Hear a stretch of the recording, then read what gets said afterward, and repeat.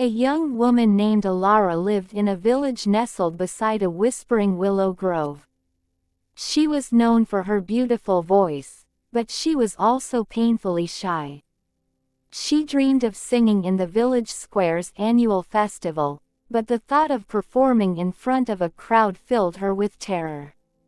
She'd practice in the quiet of the willow grove, her voice soaring among the trees, but the moment she imagined an audience, her throat would tighten, and her voice would disappear. One day, a traveling merchant named Silas arrived in the village. He was a jovial man with a twinkle in his eye and a song always on his lips. He heard Alara singing in the grove, hidden amongst the willows, and was captivated by her voice. He sought her out and, with gentle encouragement, learned of her dream and her fear. Silas didn't offer empty platitudes or force her into the spotlight. Instead, he told her a story. There was once a little bird, he began, who lived in a cage. It had a beautiful song, but it was afraid to sing because it had never sung outside the cage. One day, the cage door was left open. The bird hesitated, terrified of the vast sky and the unknown. But a wise old owl whispered, "The sky doesn't care if your song is perfect. It only cares that you sing." Silas continued. The little bird took a deep breath and hopped out of the cage. Its first song was shaky and uncertain, but with each note, its confidence grew.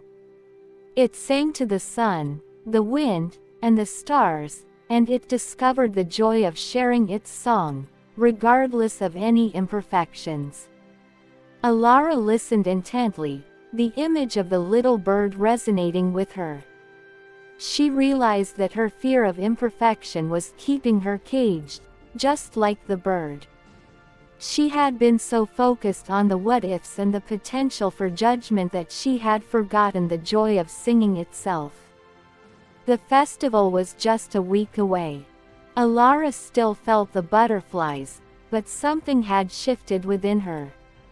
She continued to practice, not striving for perfection, but focusing on the joy of the music. She imagined the willow grove as her audience, the wind carrying her voice, and the sun warming her as she sang. On the day of the festival, Alara stood nervously at the edge of the square. She took a deep breath, remembering the little bird. She closed her eyes and began to sing. Her voice wasn't perfect. There were a few shaky notes, but it was filled with emotion, with joy, with the freedom of finally letting go of her fear. The crowd was mesmerized. They didn't hear the imperfections. They heard the beauty of a voice finally unleashed. Alara didn't become a famous singer overnight. But she learned a valuable lesson. The joy of creation lies not in perfection, but in the act of expressing oneself.